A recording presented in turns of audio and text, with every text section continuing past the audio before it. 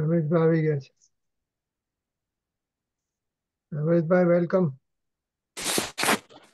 तो आज लालचंद भाई का प्रवचन 716 हमने पिछली बार आधा सुना था। उसके 1-2 मिनट पहले से हम आज शुरू करते हैं। 20 से 30 मिनट तक है। उसके बाद हम रमेश भाई के विचार सुनेंगे।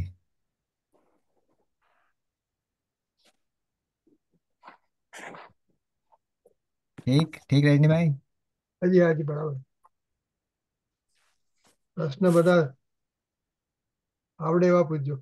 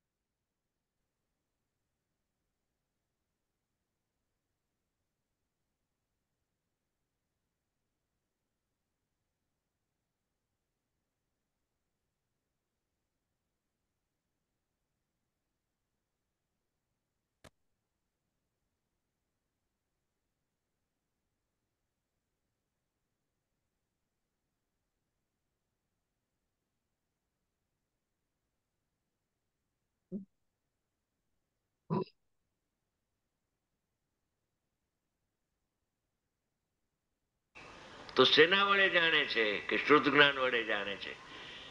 એ શુદ્ધ જ્ઞાન નો વિષય ઉપાધિભૂત તત્વ કેટલું છે? હા, કેવળ શુદ્ધાત્મા, ઓનલી, માત્ર, ફક્ત. જ્ઞાન તે આત્મા, એ પણ ભેદ પડ્યો છે ભાઈ. એમાં વિકલ્પ ઉઠે છે. એ શુદ્ધ જ્ઞાન નો વિષય નથી. શુદ્ધ જ્ઞાન નો વિષય તો અભેદ ટંકોત્કર્ણ જ્ઞાયક દ્રષ્ટિનો વિષય છે જ છે. સ્વપર નહીં. એકલો કેવળ, કેવળ ઓનલી કહ્યું ને, માત્ર, ફક્ત, બધું કાઢી નાખ્યું. કેવળ કહીને એક એક શબ્દની કિંમત હોય. ઓછા શબ્દોમાં વધારે કહેવાતું હોય તો વધારે શબ્દોનો પ્રયોગ જ્ઞાની કરતા જ નથી. જે જીવ પ્રથમ જે શુદ્ધથી, અભિમુખ જ્ઞાનથી, આત્મજ્ઞાનથી કેવળ શુદ્ધાત્માને, ત્યારે શુદ્ધાત્માને જાણે કે નહીં, શુદ્ધ પર્યાયને જાણે કે નહીં, કે જ્ઞાનનો વિષય જ નથી. સાંભળતું પહેલા તો શાંતિથી સાંભળજે ભાઈ. તને એ પ્રકારનો અસદભૂત વ્યવહારનો પક્ષ છે, અમને ખબર છે. અહીંયા તો કે છે કેવળ શુદ્ધાત્મા ને અભેદ શુદ્ધ હો, ત્રિકાળ શુદ્ધ છે. એક સમય માત્ર પણ ભગવાન આત્મા અશુદ્ધ પર્યાયોની મધ્યમાં રહેવા છતાં પણ એ શુદ્ધતા છોડીને કિંચિત માત્ર એમાં અશુદ્ધતા આવતી નથી. એવું શુદ્ધાત્મા અનાદિ અનંત નિરપેક્ષ શુદ્ધ છે. આ સંવર નિજા અને મોક્ષ સાપેક્ષ શુદ્ધ છે. આ તો નિરપેક્ષ શુદ્ધ. ભાવ કર્મ નો અભાવ થાય ત્યારે શુદ્ધ ના, ના, એ વાત જુદી છે. એ લેવી છે. હમણાં 11 ને બદલે આજ વિચાર આવ્યો કે 13મી ગાથા લેવી છે. કેવળ શુદ્ધ આત્માને જાણે છે. કોણ? આત્મા. એનું સાધન શું? આત્માને જાણવાનું કે શુદ્ધ જ્ઞાન. શુદ્ધ જ્ઞાન એટલે શાસ્ત્ર જ્ઞાન નહીં, ભાવ શુદ્ધ જ્ઞાન. અભિમુખ, અભિગચ્છથી આવ્યું. આત્માની સન્મુખ થઈને જે આત્માને પ્રત્યક્ષ જાણે છે.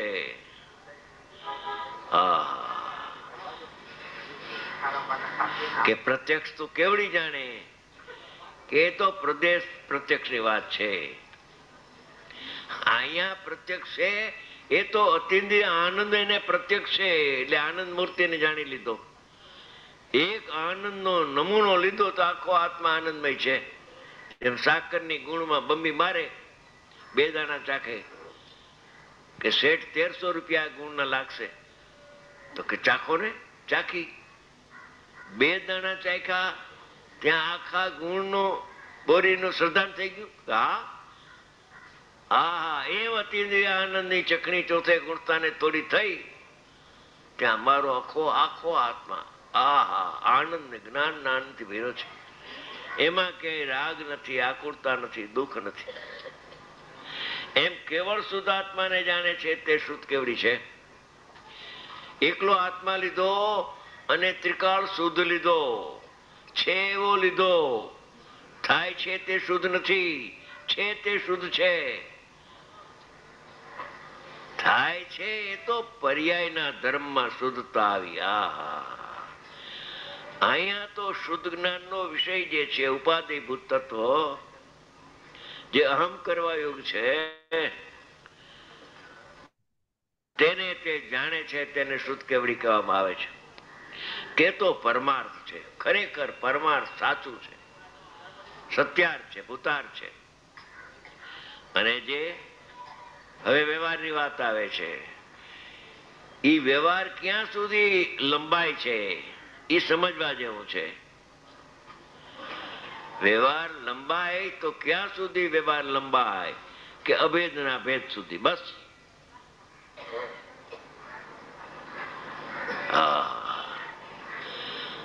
અભેદના ભેદથી આગળ ખરેખર અભેદનો ભેદ ન હોવાથી વ્યવહાર જ નથી. રાગ વ્યવહાર નથી, કેમ કે અભેદનો ભેદ નથી.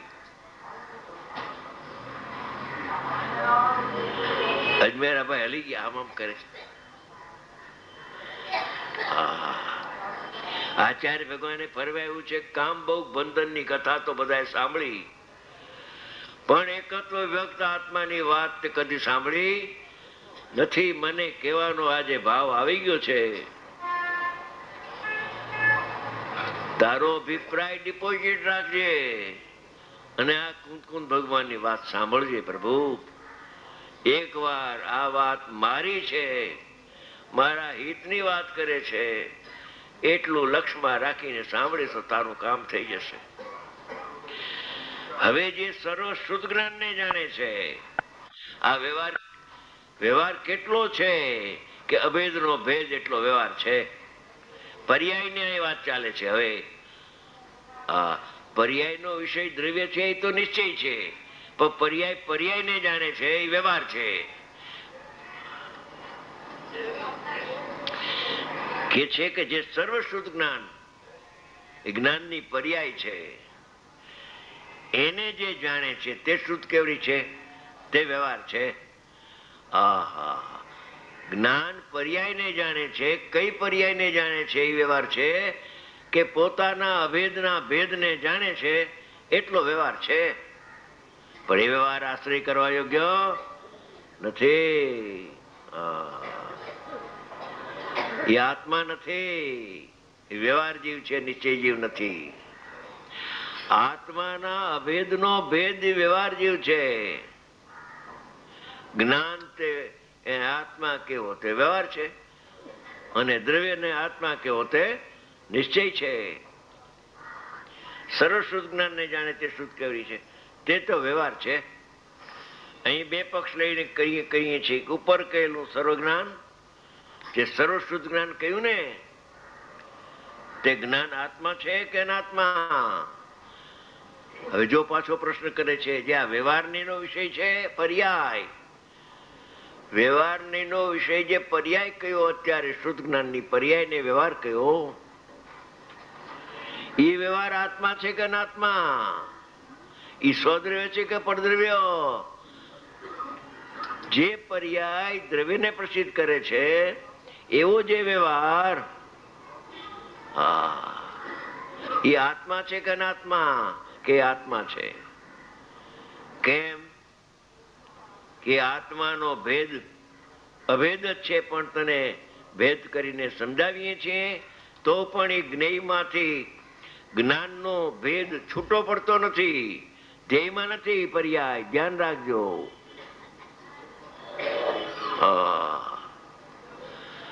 ધ્યેયમાં પર્યાય ન હોવા છતાં એ જ્ઞેયમાં તો પર્યાય અનન્ય છે, આત્મા જ છે, અનાત્મા નથી.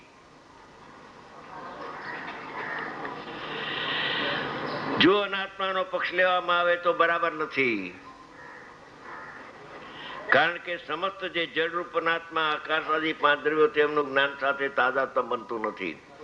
આત્માની સાથે તો જ્ઞાનનું તાદાત્મ્યપણું છે, એટલે તો અભેદનો ભેદ. એ તાદાત્મ્યપણું ક્ષણિક અભેદ છે. ક્ષણિક તાદાત્મ્ય છે.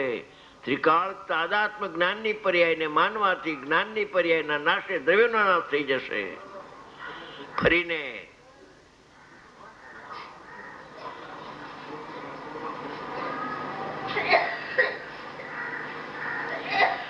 કે એ જ્ઞાનની પર્યાયને સર્વથા ભેદ માનવાથી એ તો ઉત્પાદય છે. પર્યાયમાં તો ત્રિકાળ ઉત્પાદ એનું લક્ષણ છે. પર્યાયનું તૃણ લક્ષણ નિત્ય છે, પર્યાયનું લક્ષણ અનિત્ય છે.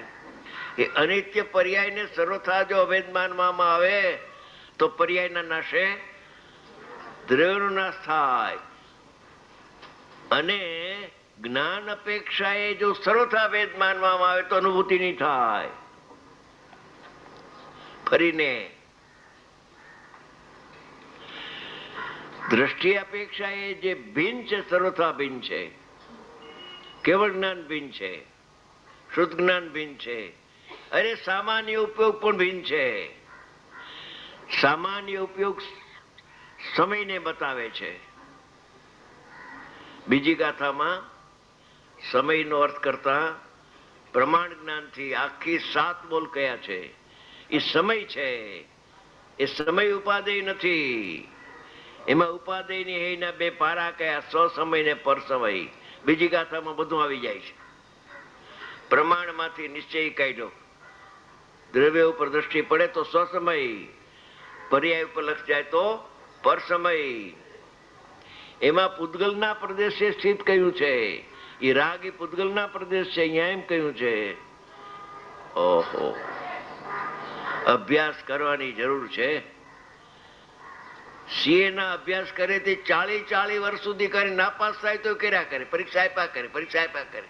ક્યાં ગયા મહેન્દ્રભાઈ? છે નથી આવ્યા? ક્યાં છે? અહીંયા સીએ છે. અહીંયા પરીક્ષા જ્યાં સુધી પાસ ન થાય ત્યાં સુધી પરીક્ષા આપ્યા કરે, અભ્યાસ. એમાં કઈ વાંધો નહીં.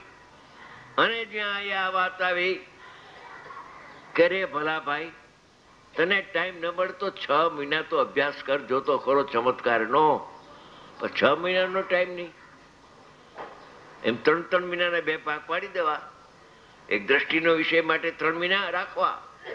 એ પરિપક્વ પાઠ થાય પછી જ્ઞેય ધ્યેયનો પાઠ 3 મહિનાનો, 3 મહિનાનો જ્ઞેયનો રાખો.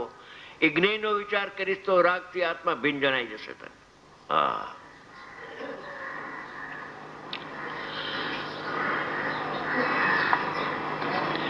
એટલે કે જ્ઞાન આત્માની સાથે તાદાત્મ્ય છે, ક્ષણિક. જેમ ગુણ અનાદિ અનંત તાદાત્મ્ય છે, ધ્રુવની સાથે ગુણો તાદાત્મ્ય છે, ત્રિકાળ તાદાત્મ્ય છે. એમ પર્યાય પ્રગટ થાય છે. જે જ્ઞાનની ઉપયોગ હોય તો પણ શું, સામાન્ય ઉપયોગ, નિરપેક્ષ ઉપયોગ હોય તોય શું, સાપેક્ષ ઉપયોગની તો વાત દૂર રહો, મતિશ્રુતની તો. પણ સામાન્ય ઉપયોગ જે પ્રગટ થાય છે, જે પર્યાર્થિક નહીં પારણામિક છે, એ પણ જો સર્વથા અભિન્ન માનવામાં આવે તો સમયવર્તી છે. દ્રવ્ય ત્રિકાળવર્તી છે. ત્રિકાળવર્તીની સાથે સમયવર્તી પર્યાય સર્વથા અભેદ માનવામાં આવે તો પર્યાયના નાશે દ્રવ્યનો નાશ થઈ જાય. સાંભળજો. અને જો જ્ઞાન અપેક્ષાએ જ્ઞાનની પડખામાં વિચાર કરીને સર્વથા ભિન્ન માનવામાં આવે તો અનુભૂતિ નહીં થાય. દેવસેન આચાર્ય ભગવાને કરી છે એ કોપી કરાવીને તમને આપશો તો વાત થઈ ગઈ છે. કોપી કરાવી આહા જીનાગમમાં તો માલ વીરો છે, પણ ટાઈમ નંબરે કે એમાં દુકાનનો વકરો ઘટી જાય, કમાણી ઘટી જાય, મોંઘારત બહુ, 12 કલાક કામ કરીએ તે માન પૂરું થાય.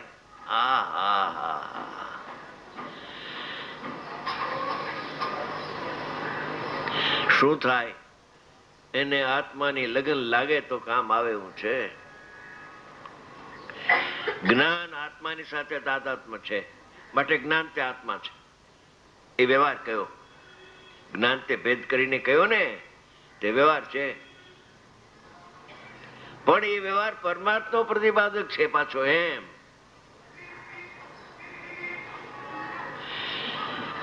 તેમનું જ્ઞાન સાથે તાદાત્મ બનતું નથી. પરદ્રવ્ય સાથે જ્ઞાનને તાદાત્મ સંબંધ નથી, સંયોગ સંબંધ છે. કેમ કે તેમનામાં જ્ઞાન છે જ નથી પરદ્રવ્યમાં. તેથી અન્ય પક્ષનો અભાવ હોવાથી એમ કે આત્મા છે કે અનાત્મા એમ પ્રશ્ન પૂછ્યો તો કે આત્મા છે, અનાત્મા નથી. જ્ઞાન આત્મા જ છે. બોલો, આત્મા તો આત્મા છે, પણ એક સમયની પર્યાય શુદ્ધ જ્ઞાનની, એ પરદ્રવ્ય નથી. એ તો પરદ્રવ્ય કહ્યું છે ને. વિવક્ષાથી સમજ ભાઈ, અપેક્ષાથી સમજ. સ્યાદવાદને છોડીને દ્રષ્ટિ નથી પ્રાપ્ત થતી. દ્રષ્ટિના વિષયમાં દ્રષ્ટિ જતા જ્ઞાનમાં સ્યાદવાદ પણ જન્મ થઈ જાય છે. અનુભવ જ્ઞાનમાં સ્યાદવાદ છે, અનુભવના વિષયમાં સ્યાદવાદનો અભાવ છે, તો પણ નિશ્ચયાભાસ પણ આવતો નથી. આ જીનાગમ, આ વાણી સંતોની વાણી. અમે તો મૂળમાં જૈનમાં તો સ્થાનકવાસીમાં પણ જ્યાં અહીંયા લક્ષ્યમાં આવ્યું સત્ય, ત્યાં તો અપૂર્વ વાત છે. જૈનેન્દ્ર ભગવાનની વાણી કોઈ અપૂર્વ છે. તારે સમ્યક દર્શન નહીં કરવું હોય ને તો એ કરાવી દેશે હાથ પકડીને. લે, એવા કરતાની વાત નથી આ. તું એનું ગહેરાઈથી અધ્યયન કરીશ ને તો તને આત્માની પ્રાપ્તિ થાય.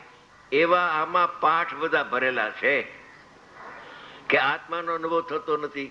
કે કેટલી વાર તમે સ્વાધ્યાય કરો છો? ભાઈ સાહેબ, સ્વાધ્યાય તો કરતો નથી હું. અમારા જમાઈ બાબુ ને કહ્યું કે સ્વાધ્યાય કરો તમે,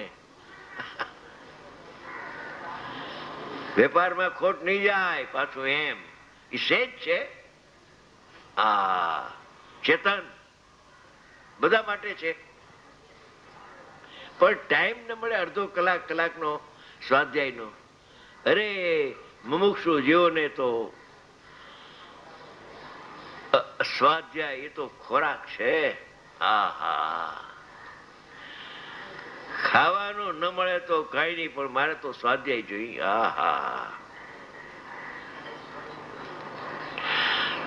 એ સ્વાધ્યાયની પ્રણાલિકા આ ગુરુદેવના જન્મ પછી ચાલી છે. સ્વાધ્યાયની પ્રણાલિકાનો તેમ દિગંબરો પંડિતો કબૂલ કરે છે. પંડિતો કબૂલ કરે છે, વાત તો સાચી છે. પાછું એ સ્વાધ્યાયની એવું છે કે સામે શાસ્ત્ર હોવા જોઈએ. વક્તા ગમે એમ અર્થ કરે તો ન ચાલે. એટલે એમ કરીને બધા તૈયાર થાય. બીજાઓ પણ કે કઈ લીટીનો શું અર્થ કર્યો એ બીજાને ખબર પડે, બધા તૈયાર થવા માંડે. એ જ્ઞાની પોતાની નિધિને બિલકુલ છુપાવતા નથી, ખુલ્લે આમ પ્રસિદ્ધ કરે છે કે આ આત્માનું સ્વરૂપ છે. આવી રીતે અનુભવ થાય. કોઈ ખાનગી વાત એની પાસે રાખતા નથી. જ્ઞાન આત્મા છે. કેમ કે આ જ્ઞાન આત્માની સાથે કથનચિત તાદાત્મ છે. જો કથનચિત નો ઉપયોગ અહીંયા કરજે, સ્યાદવાદ નો, અહીંયા સર્વથા ભિન્ન કે સર્વથા ભિન્ન લેશમાં જ્ઞાનના પ્રકરણમાં દ્રષ્ટિના પ્રકરણમાં લે તો લેવા જેવું છે. બિન સર્વથા શું દ્રષ્ટિનો વિષય, શું સર્વથા બિન, શું કથિત ભિન્ન ભિન્ન.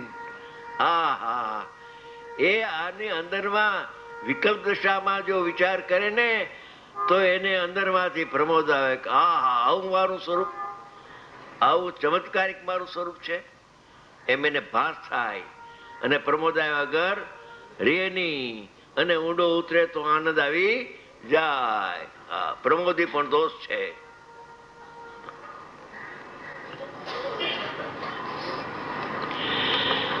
એ પક્ષિત થાય છે કે જ્ઞાન તે આત્મા છે.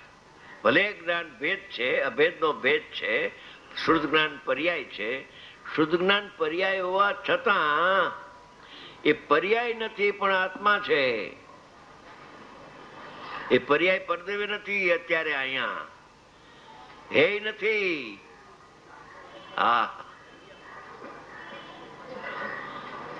અટપટું તો થોડુંક છે. ઘડીકમાં સર્વથા બિન કે, ઘડીકમાં કથનચિત ભિન્ન ભિન્ન કે. આ શું બધું છે? આ નટ નાગરની બાજી.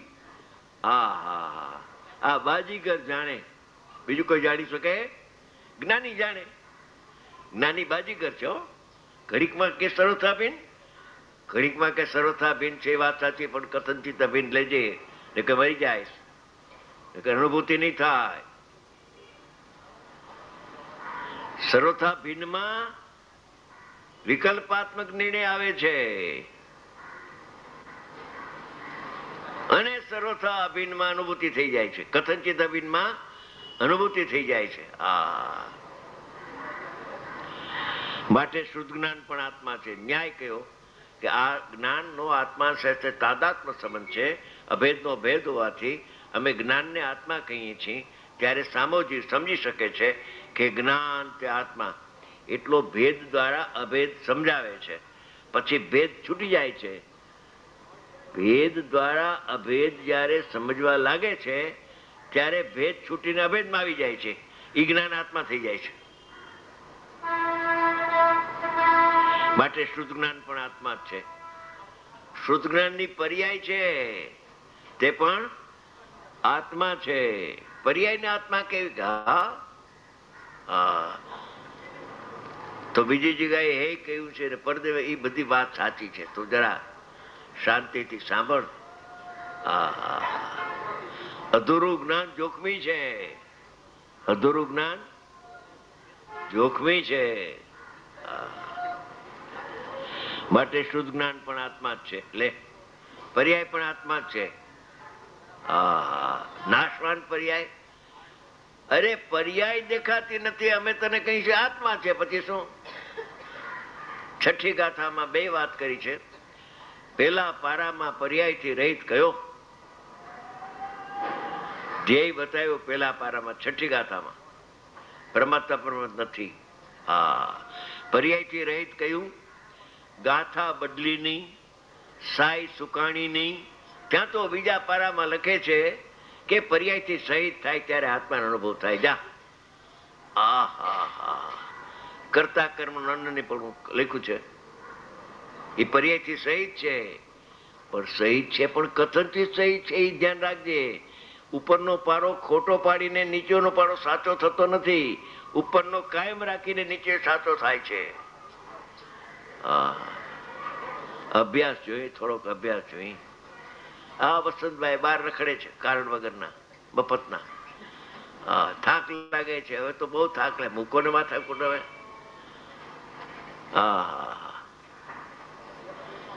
એ પોતાનું કરીને ભાગી જવા જેવું છે. બાકી ક્યાંય અકર્તા છે. માટે કરતા બુદ્ધિ એમાં પોસાય છે. ઇનડાયરેક્ટ પણ કરતા બુદ્ધિ પોસાઈ જાય છે. એને ખબર પડતી નથી. બીજાનો ઉપકાર કરવા નીકળ્યો પણ પોતાના ઉપર ઉપકાર કર્યો નહીં, એના ઉપર અપકાર કરે સમય સમયે. વસંતભાઈ, બીજાનો ઉપકાર કરો.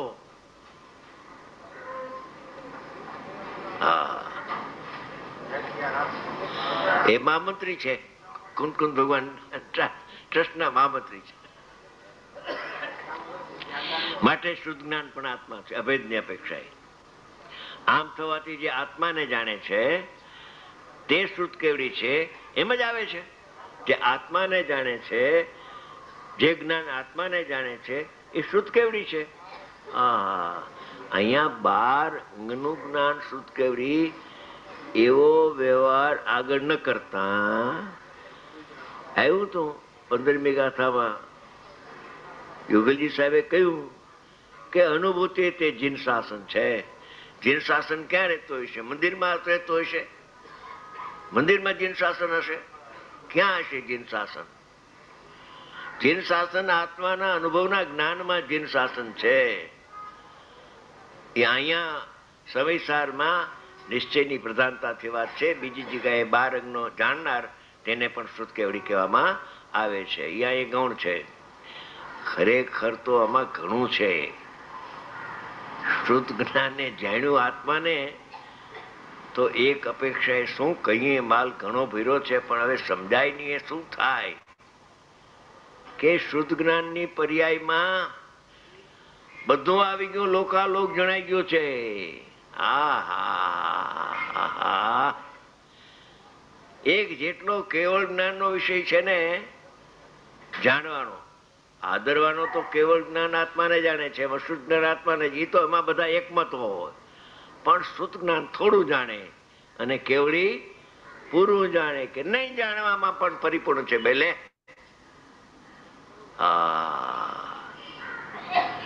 એ વિષય ગંભીર છે થોડો.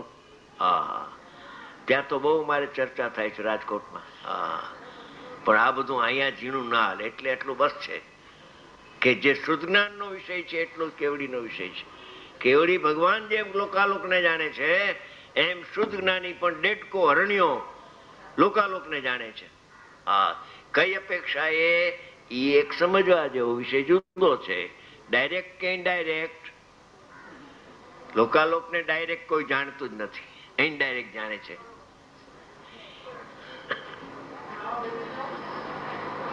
એમ જ આવે છે. અને તે તો પરમાર્થ છે. આ રીતે જ્ઞાન અને જ્ઞાનીના ભેદથી જો વ્યવહાર પરમાર્થ તો પ્રતિપાદક કહ્યો ને, તો જ્ઞાન અને જ્ઞાની એનો ભેદ કર્યો. દ્રવ્ય અને પર્યાય એનો ભેદ કર્યો. જ્ઞાન અને જ્ઞાનીના, જ્ઞાન એટલે શુદ્ધ જ્ઞાનની પર્યાય અને જ્ઞાનીના એટલે ત્રિકાળી દ્રવ્ય જ્ઞાયક, એના ભેદથી કેનારો જે વ્યવહાર, તેનાથી પણ જો પરમાર્થ તો પ્રતિપાદક શબ્દ આવ્યો હતો ને એનો હવે નિકાલ કરે છે. કેનારો જે વ્યવહાર તેનાથી પણ તેનાથી પણ પરમાર્થ માત્ર જ કહેવામાં આવે છે. વ્યવહાર પરમાર્થ તો પ્રતિપાદક કેવી રીતે છે કે જ્ઞાન આત્માની સાથે તાદાત્મ છે, માટે જ્ઞાન તે પણ આત્મા છે, તો જ્ઞાને પણ પરમાર્થ તો પ્રતિપાદક થઈ ગયો. વ્યવહાર પરમાર્થ તો પ્રતિપાદક થઈ ગયો. તેનાથી ભિન્ન નથી કઈ કહેવામાં આવતું નથી. બોલી સવારથી 9 થઈ ગયો, પોણો કલાક. બસ પોણા કલાકથી વધારે નહીં.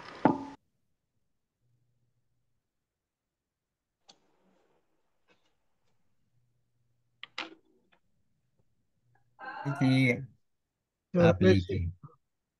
हाँ जी, जय जिनेन्द्र. जय जिनेन्द्र. प्रश्नोत्तर प्रारंभ करें. हाँ जी. मैं ध्रुव हूँ, मुझे परिणति कर बनी पूज्य परमात्मा. उसने सारे जग को बताया, परम पूज्य ध्रुव आत्मा. अभी हम आप सभी ने पूज्य श्री लालचंद भाई का जो 176 नंबर का प्रवचन था उसका दूसरा पार्ट सुना है. उसमें कुछ प्रश्न हैं छोटे छोटे से, 13-14 प्रश्न बनाए हैं, तो उनको आपको सोच के समझ के जवाब देना है. कोशिश करके सभी लोग अपना अपना वीडियो ऑन कर लें. पहला प्रश्न है, उपादेय भूत तत्व कितना है? कितना है? इसके उत्तर में कुछ भाई आत्मा श्री ने जो कहा है भाषा, कोशिश करके 90% भाई श्री की रखना है।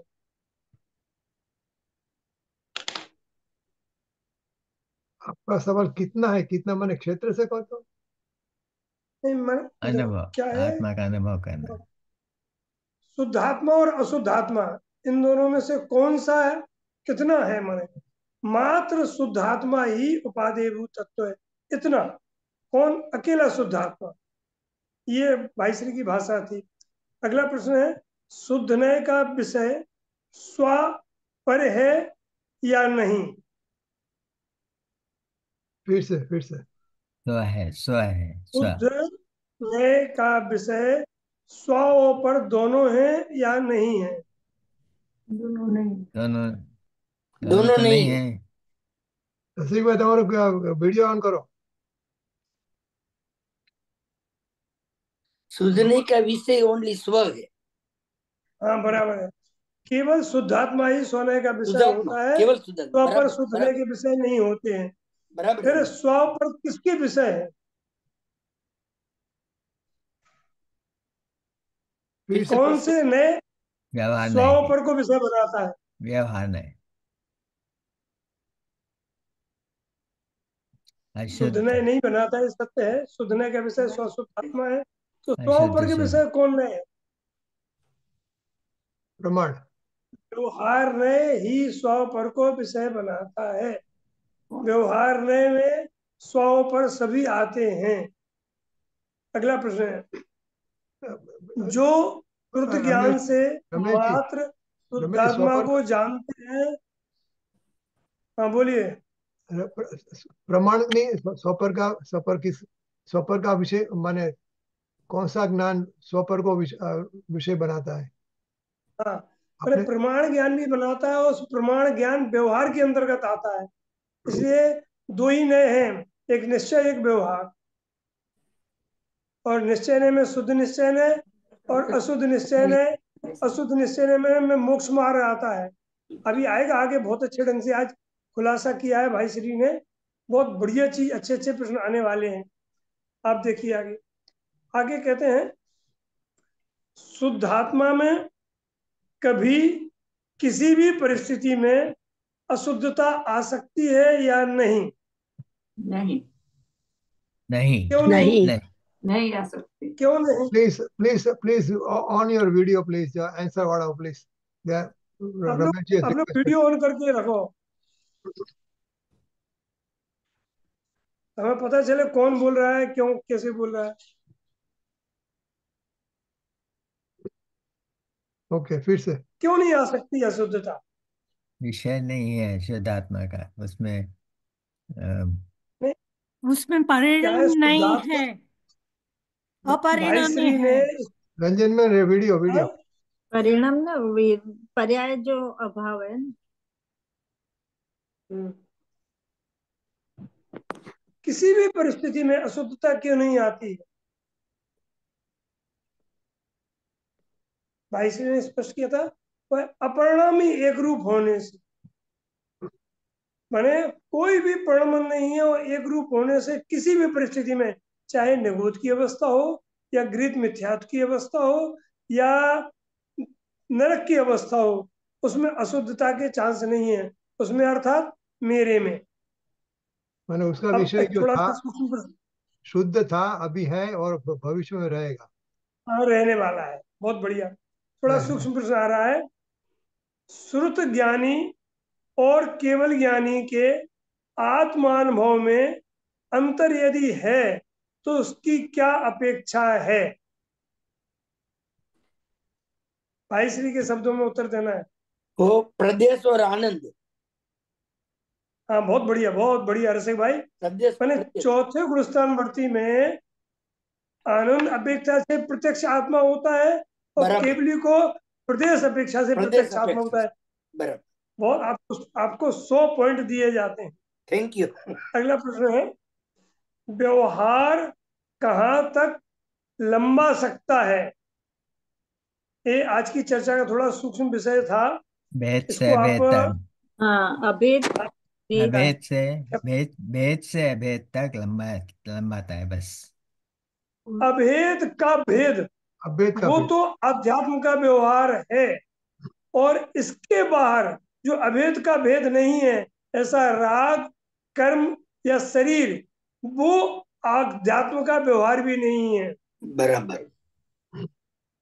अब ये देखना है, मैंने इसमें थोड़ी सी समझ अपन लोग प्रश्नोत्तर तो करेंगे ही, कि जिन व्यवहारों को स्त्री कुटुंब परिवार, देव सास गुरु और राग शुभराग और खाने पीने की शुद्धता की क्रिया रूप व्यवहार, प्रवचन सुनना, पूजा आदि करना, इस व्यवहार को तो हमने गले लगाया है, इसे हम व्यवहार मानते हैं। जो कि भाई श्री कहना चाहते हैं, ये व्यवहार है ही नहीं तुम्हारा, वो तो पुद्गल का कार्य है। तुम्हारा व्यवहार तो अभेद का भेद है बस, ज्ञान दर्शन चारित्र, ये हमारा व्यवहार है। अधिक से देख लो तो शुद्ध पर्याय हमारा व्यवहार, बाकी हमारा व्यवहार कुछ नहीं है। तो जो व्यवहार नहीं है उसको हम अपना व्यवहार मान रहे हैं, और उससे निश्चय की प्राप्ति करने की भावना बात है। अज्ञानता बहुत गहन है भैया। अगला प्रश्न है, क्या व्यवहार आश्रय करने योग्य है या नहीं? यदि नहीं तो क्यों? कौन से व्यवहार की बात करते हैं? आध्यात्म का व्यवहार, सद्बुद्ध की। अभेद का भेद रूप व्यवहार आश्रय करने योग्य है या नहीं? आश्रय करने योग्य नहीं है। क्यों नहीं है? आप अपना वीडियो ऑन करिए ना। हमारे चाल हमारे भी नहीं चाल आपका वीडियो हमारे मोबाइल पे दिख नहीं रहा है। हमारा तो अभी इसमें चालू है। भेद भेद पे जानने से राग होता है इनको, जो हाँ, जो अभी पूर्णता को नहीं पामे हैं। अभेद अभेद का भी भेद करे तो अनुभव नहीं होता। नहीं नहीं, आश्रय आश्रय करने योग्य क्यों नहीं है? प्रश्न ये, आश्रय करने योग्य क्यों नहीं? तो हम भेद में ही रह जाएंगे। अनुभूति नहीं होगी। क्षणिक है। है ना, गुण देखो, भेद, अरे पर्याय पर्याय भेद से रहित अगर गुण भेद में आ जाए तो भी वो छूट जाता है ना शुद्धात्मा का लक्ष्य। अभूतर से मैं प्रश्न केवल टू दी पॉइंट उत्तर दो कि आश्रय करने योग्य क्यों नहीं है?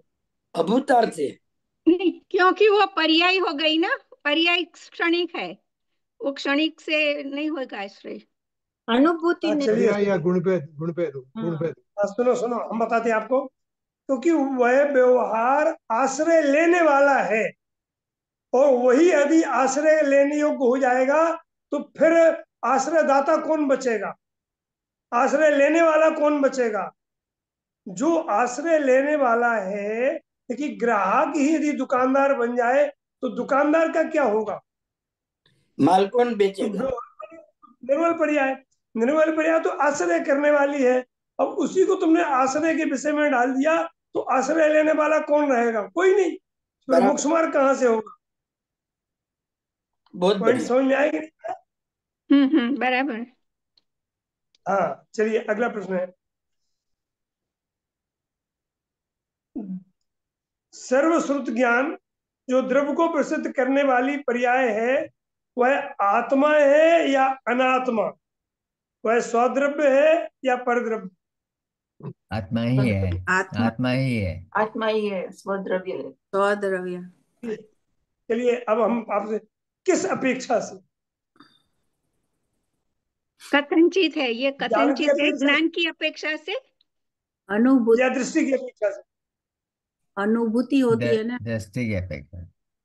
नित्य देखो, तादात्म्य आप वह निर्मल पर्याय ज्ञान की अपेक्षा से आत्मा है कि दृष्टि की अपेक्षा से आत्मा है?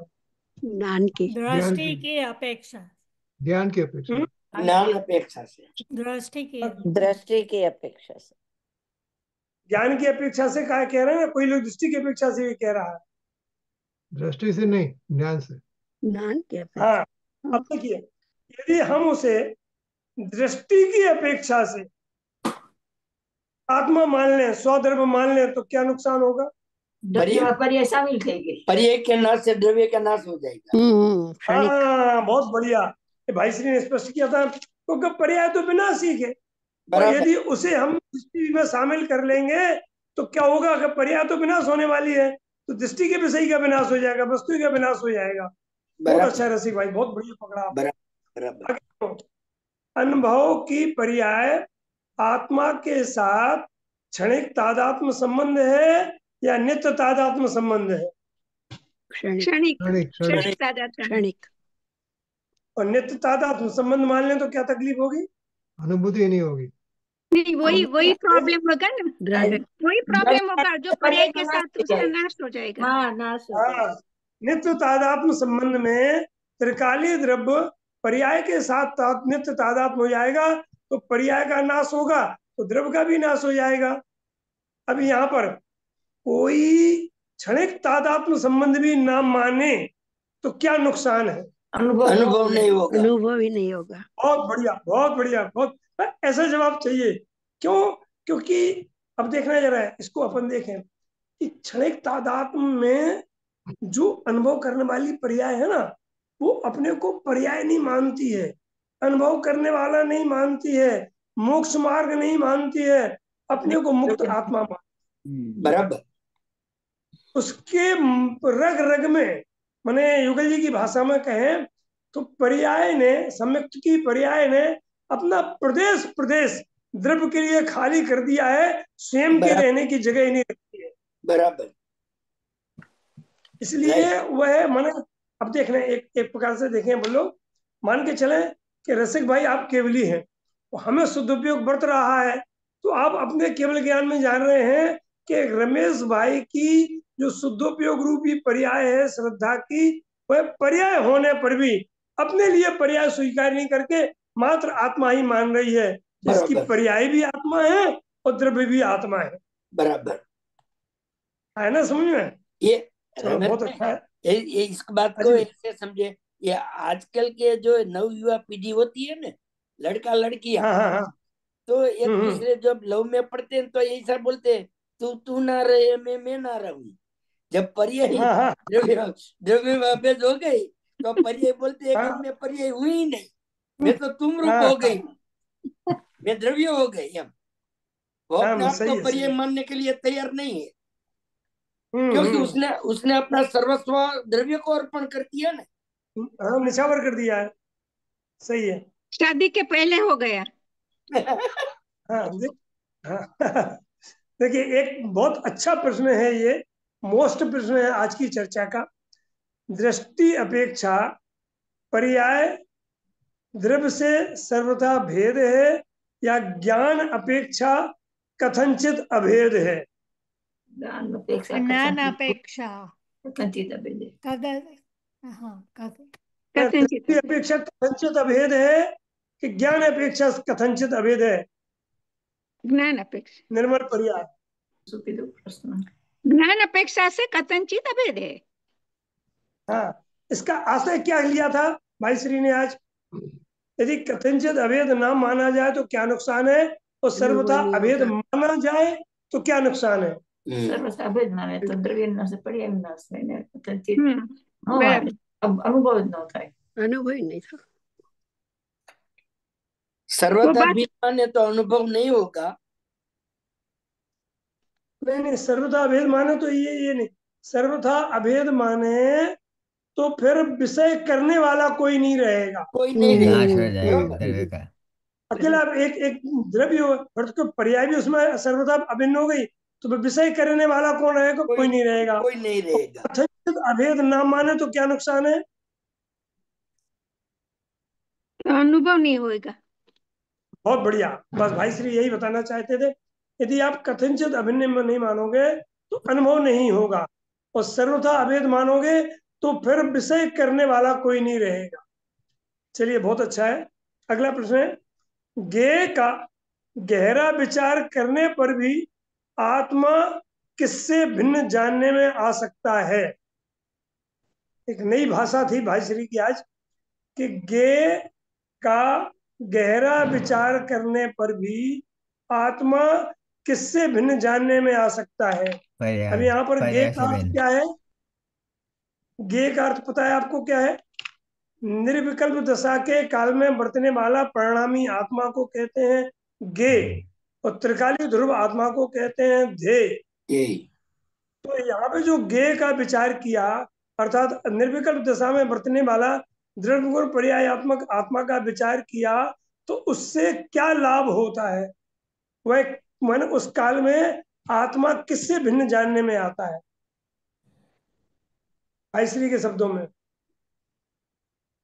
उस काल में आत्मा परिणाम से भिन्न जानने में आता है। नहीं, भाईश्री के शब्दों में बोलो।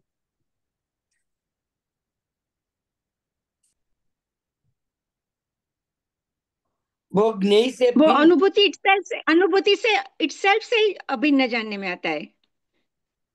भिन्न माने किससे भिन्न जानने में आता है? ज्ञेय से भिन्न। ज्ञेय से भिन्न, अपने नहीं ज्ञेय से भिन्न। नहीं, भाईश्री ने कहा था राग से भिन्न।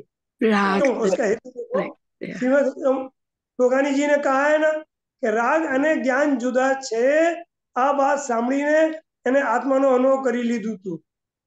तो आत्मा के काल में अंतिम विकल्प क्या होता है समझते हैं आप?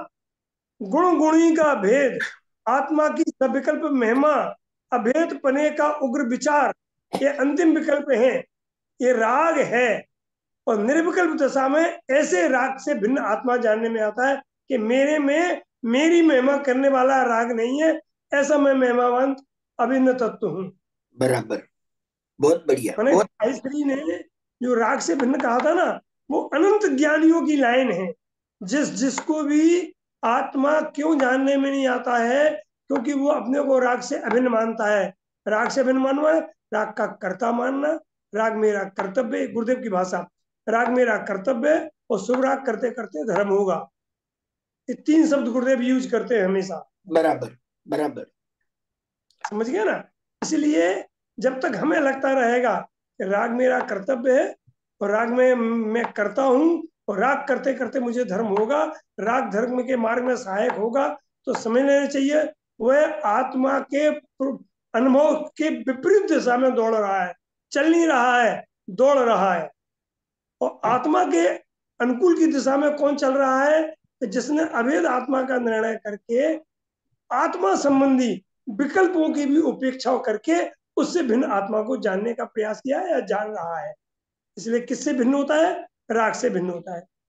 अब एक और अच्छा प्रश्न है पंडित जी, यहाँ तो वो राग लेंगे तो वो जो अभी तो यहाँ शुभ अशुभ की भी बात नहीं है, वो जो भेद वाला विकल्प है वो भी राग है, ऐसे बताने बात नहीं है ना? बस खासकर गुण गुणी भेद या आत्मा की महिमा वाला भेद विकल्प वही आएगा। बस ऐसा राग आएगा, क्योंकि देखो आत्मा के नजदीक जाने वाला जीव आत्मा ही संबंधी तो विचार करेगा ना। बराबर, बाहर का विचार तो करेगा नहीं। यहाँ तक वो शुभ राग का भी विचार नहीं करेगा। जो आत्मा संबंधी, दयाल भाई ने एक बात लिखी, आपको पता हो कि जगत के जीवों को पुण्य करना भी नहीं आता है।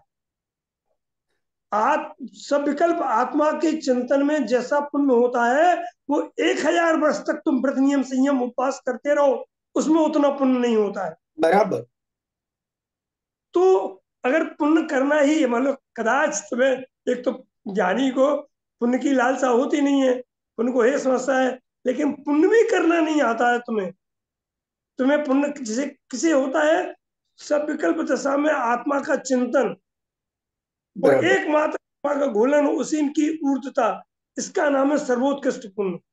और ऐसा पुण्य ज्ञानियों को सहज में होता है, क्योंकि उन्होंने रिड्यूस द रेडियस कर लिया है, अपने उपयोग की मर्यादा ज्ञायक में बांध ली है, तो कहाँ घूमेगा? वहीं घूमेगा अपनी परिधि में।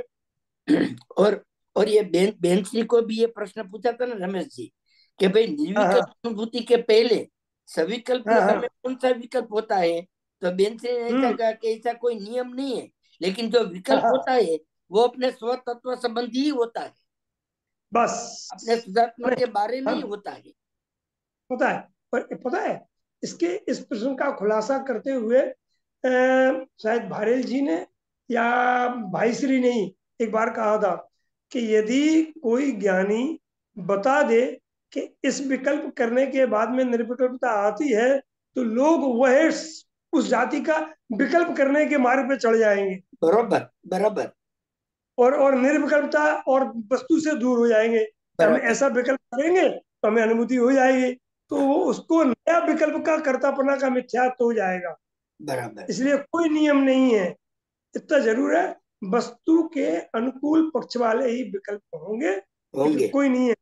देखो क्या होता है, शिव भूति मुनि को दाल और छिलका से आत्मा और शरीर भिन्न के विकल्प से भी अनुभूति हो गई, वो केवल ज्ञान हो गया। बराबर।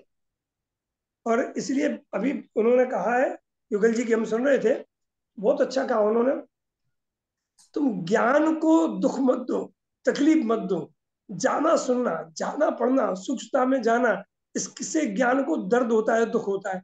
सहज रहने दो, ज्ञान को आनंदमय रहने दो, बस जितना बन सके उतना विचार करो। गुरुदेव ने बहुत कुछ दे दिया है, और जितना तुम्हारे निर्णय में आ गया है तुम्हारी आत्मा के पाने के लिए उतना ही बहुत है।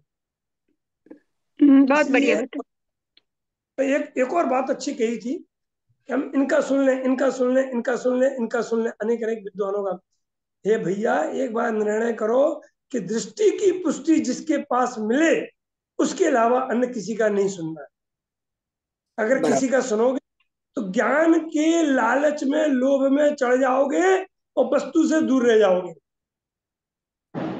आज ज्ञान, तत्व संबंधी ज्ञान बढ़ने से, सूक्ष्म ज्ञान बढ़ने से लोग अपने को ज्ञानी मानने लगे। लेकिन 31वीं गाथा कहती है ये गे है, बढ़ रहा है गे, द्रव्य इंद्रिया, भावेंद्रिय, इंद्रिय के विषयभूत पदार्थ मान रहे हैं कि ज्ञान बढ़ रहा है। भैया, आत्मा के अनुभव के पहले तेरे पास ज्ञान है ही नहीं, तो बढ़ेगा कैसे? ये लालचंद भाई में भी आता है ना कि जानवाना लोभ में सगड़ो संसार छे। बस बस बस, बहुत बढ़िया, बहुत सुंदर। चलिए अब एक और लेते हैं। देवसेन आचार्य ने कहा था कि वर्तमान ज्ञान पर्याय कथनचित अभेद न माने तो क्या नुकसान होगा। ये देवसेन आचार्य के हिसाब से क्या कहा देवसेन आचार्य ने, वही आपको बताना है। वर्तमान ज्ञान पर्याय को कथनचित अभेद न माने तो क्या नुकसान होगा।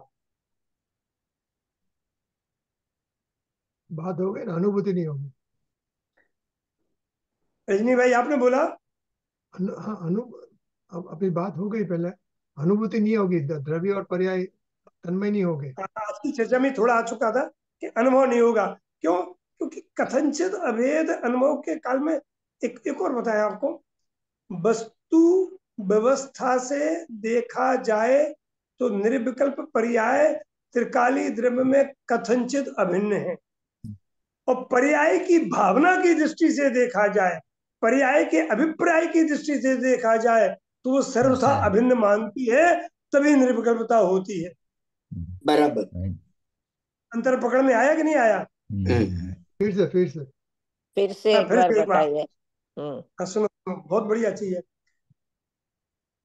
कि वस्तु व्यवस्था, द्रव्य गुण पर्याय की जो वस्तु व्यवस्था है ना, इसकी दृष्टि से देखा जाए तो निर्विकल्प अवस्था के काल में वह निर्विकल्प पर्याय वस्तु से कथनचित अभिन्न होती है। लेकिन पर्याय की अभिप्राय और पर्याय की भावना और पर्याय के हृदय में बैठ के देखा जाए तो पर्याय कहती है कि मैं द्रव्य से सर्वथा अभिन्न हूं, और अभिन्न हूं नहीं कहती है, मैं द्रव्य ही हूं। बराबर। इसका नाम सर्वथा अभिन्नता है। बहुत अच्छी बात बताई। हाँ, ये सूक्ष्म विषय है। देखना कि हम और आप आत्मा का अनुभव करना चाहते हैं, आत्मा है ऐसा नहीं रहना चाहते हैं। बराबर। अर्थात मेरी पर्याय आत्मा ही बन जाए अर्थात कि अपने को आत्मा माने, और अपने को आत्मा मानने का नाम सम्यक दर्शन है, और सम्यक दर्शन करने से मिथ्या दर्शन पुष्ट होता है। बराबर। क्यों? वो होती है। रमेश जी, आपको अतीन्द्रिय आनंद चाहिए, आनंद का पहाड़ नहीं चाहिए, आनंद का समुद्र नहीं चाहिए, ज्ञान का समुद्र नहीं चाहिए, तुम्हें एक बूंद चाहिए, बूंद की महिमा है। इसका मतलब ये हुआ कि कि जब तक पर्याय में मैं पर्याय ऐसा स्वर है, ऐसा ध्वनि है, तब तक अनुभव नहीं है। नहीं है। लेकिन जब पर्याय में मैं पर्याय नहीं, मैं द्रव्य हूँ, ऐसा जो अंदर से ध्वनि उठता है तब अनुभव होता है। चलिए अभी एक और स्यादवाद के बारे में भाई श्री ने ली थी कि स्यादवाद का सद्भाव कहाँ पर है और स्यादवाद का अभाव कहाँ पर है, आप बताइए। दृष्टि के विषय में स्यादवाद का अभाव है और ज्ञान के विषय में स्यादवाद का सद्भाव है। यहाँ पे ज्ञान का विषय का प्रयोग नहीं किया था भाई श्री। अनुभूति में, अनुभूति में, अनुभूति में है, अनुभव के विषय में। हाँ, आत्मज्ञान में स्यादवाद का सद्भाव है, लेकिन आत्मा अनुभव में अभाव है। अनुभव के विषय में स्यादवाद का अभाव है। विषय में अभाव है। रसिक भाई ने अलग से बोला, अपोजिट बोला। अनुभव के विषय में अभाव है, सद्भाव है। अनुभूति में सद्भाव है। हाँ बराबर है। उसने लालचंद मैंने आत्मज्ञान और आत्मा अनुभूति ऐसा शब्द लिया है।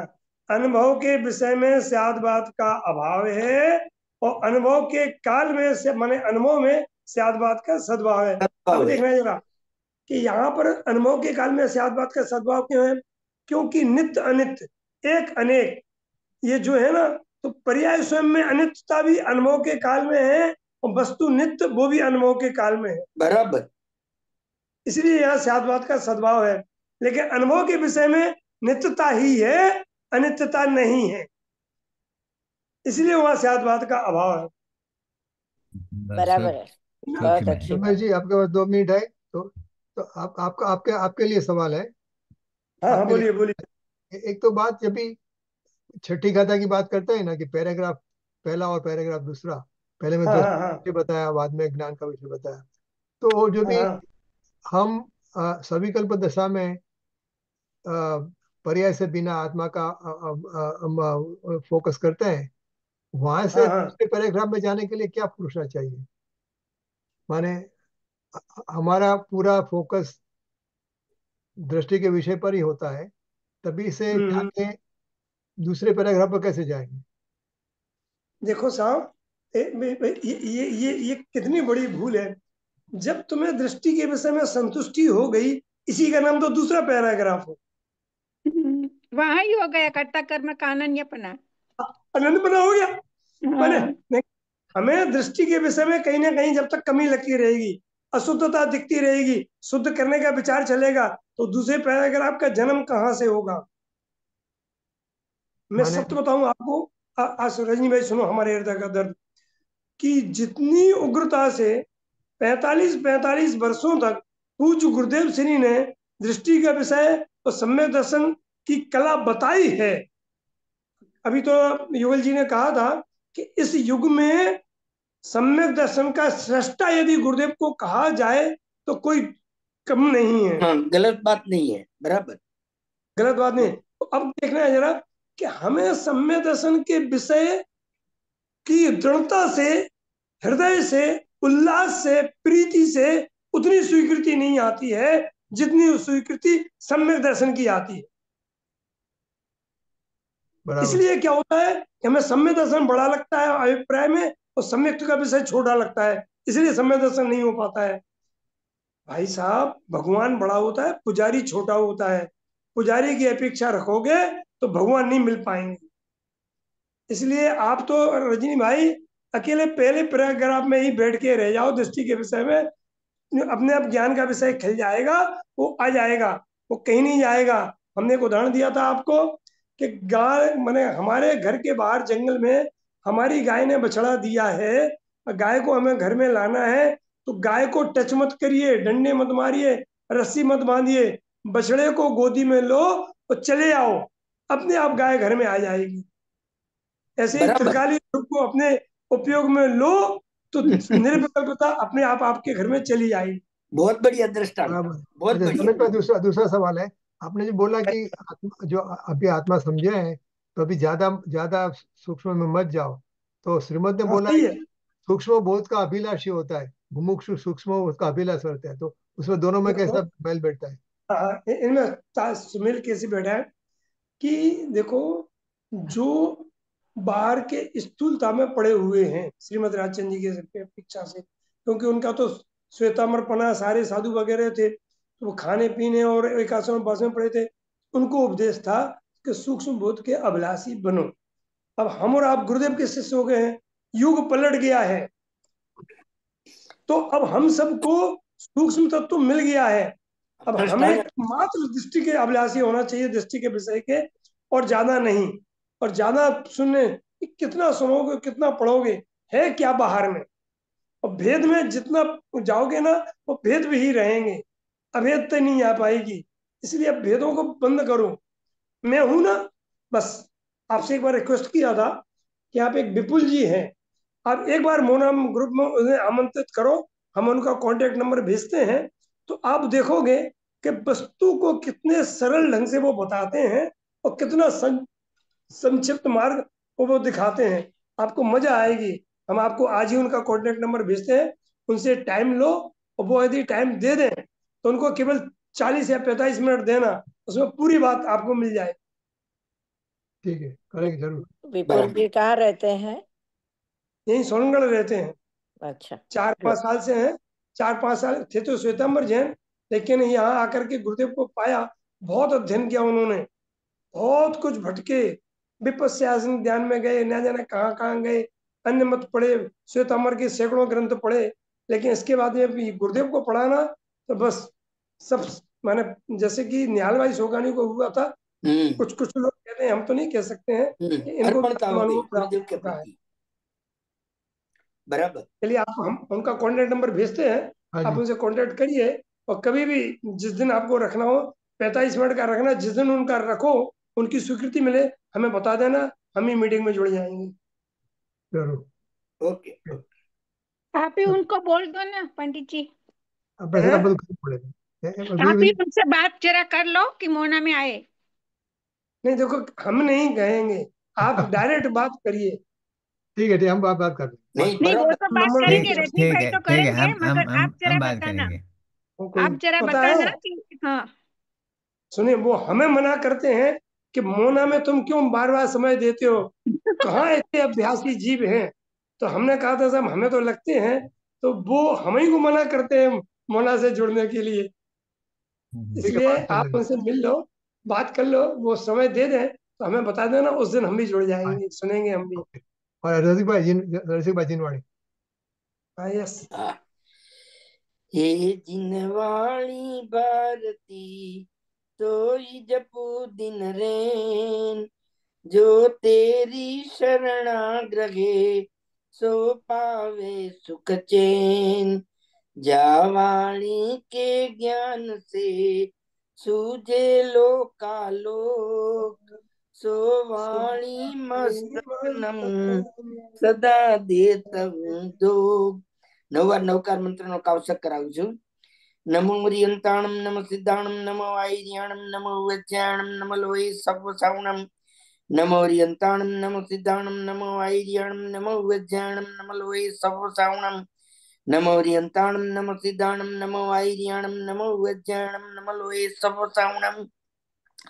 नमो रियंताणम नमो सिद्धाणम नमो आयर्याणम नमो वज्राणम नमो लोये सवसावणम। नमो रियंताणम नमो सिद्धाणम नमो आयर्याणम नमो वज्राणम नमो लोये सवसावणम। नमो रियंताणम नमो सिद्धाणम नमो आयर्याणम नमो वज्राणम नमो लोये सवसावणम।